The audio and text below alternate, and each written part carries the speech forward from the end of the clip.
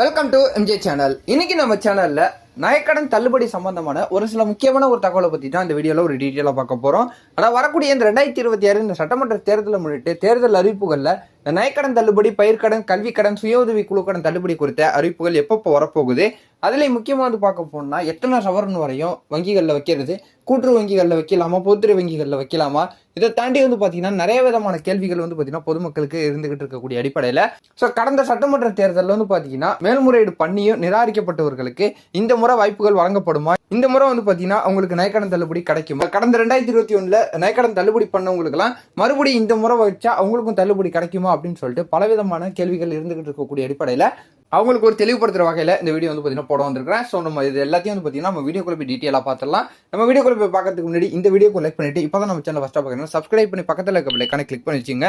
வாங்க வீடியோக்குள்ள போய் டீட்டெயிலாக பார்த்துடலாம். கடந்த சட்டமன்ற தேர்தல் 2021 பார்த்தீங்கன்னா இந்த திமுக வெற்றி பெற்று வந்ததுக்கு அப்புறம் கூட்டுறவு வங்கிகளில் வச்ச 5 சவரன் வரையும் பார்த்தீங்கன்னா நகைக்கடன் தள்ளுபடி பண்ணணும் அப்படின்னு சொல்லிட்டு உத்தரவிட்டாங்க.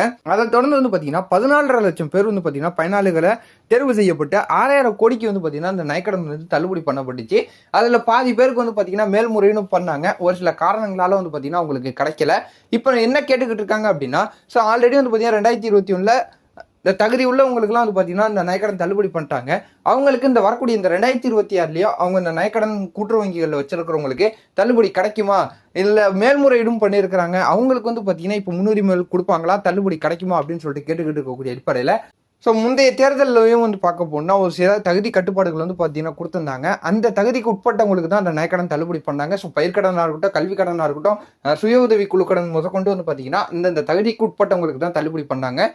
இதை வரக்கூடிய இந்த 2026 பார்த்தீங்கன்னா ஒரு சில தகுதிக்கு உட்பட்டவங்களுக்கு தான் பார்த்தீங்கன்னா தள்ளுபடி பண்ணுறதுக்கு வாய்ப்பு இருக்கு. ஆல்ரெடி பார்த்தீங்கன்னா தள்ளுபடி பண்ணியிருக்கிறவங்களுக்கும் இந்த முறையும் பார்த்தீங்கன்னா வாய்ப்பு கொடுப்பாங்க. அதே போல மேல்முறையீடு பண்ணியிருக்கிறாங்க, அவங்களுக்கு ஒரு சில காரணங்களால அப்போதைக்கு பார்த்தீங்கன்னா விடுபட்டிருக்கலாம். இந்த முறையும் பார்த்தீங்கன்னா அவங்களுக்கு கொடுக்கறதுக்கு ஒரு சில வாய்ப்புகள் பார்த்தீங்கன்னா இருக்குது. அதனால பார்த்தீங்கன்னா வைக்கக்கூடியவங்க கூட்டுறவு வங்கிகளில் 3லேருந்து 5 சவரன் வரையும் கூட்டுறவு வங்கிகளில் வச்சா அவங்களுக்கு தள்ளுபடி பண்ணுறதுக்கு வாய்ப்புகள் இருக்குது. கடந்த சட்டமன்ற தேர்தலில் 6000 கோடிக்கு பார்த்தீங்கன்னா தள்ளுபடிங்கிறத பண்ணியிருக்கிறாங்க. இப்போ வரக்கூடிய நாட்களில் இப்போ மெயினாக பார்க்க போனால் 2026 இப்போதைக்கு 10,000 கோடி பார்த்தீங்கன்னா தள்ளுபடி பண்ணுறதுக்காக ஒரு பிளான்லையும் இருந்துகிட்டு இருக்கிறதாவும் ஒரு சில தகவல் பார்த்தீங்கன்னா வெளியிட்டு இருக்கிறாங்க. அதை தொடர்ந்து பயிர்க்கடனாக இருக்கட்டும், கல்வி கடனாக இருக்கட்டும், சுய உதவி குழு கடனாக இருக்கட்டும், இந்த தள்ளுபடி பண்ணுறதுக்காகவும் பார்த்தீங்கன்னா நிதியை பார்த்தீங்கன்னா ஒதுக்கி இருக்கிறதாவும் ஒரு தகவல் வெளிவந்திருக்குது.